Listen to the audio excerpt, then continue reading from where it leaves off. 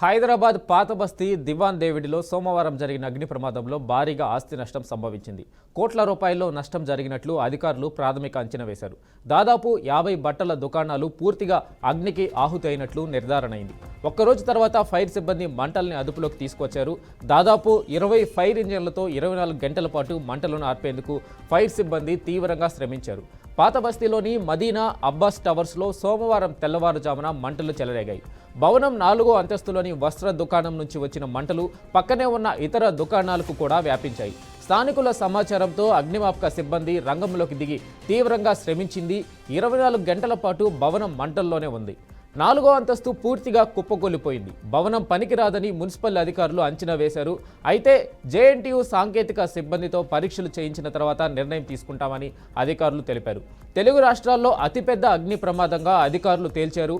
ఈ ప్రమాదంలో దాదాపు 60 నుంచి 100 కోట్ల రూపాయల వరకు నష్టం వాటిల్లిందని అధికారులు చెబుతున్నారు.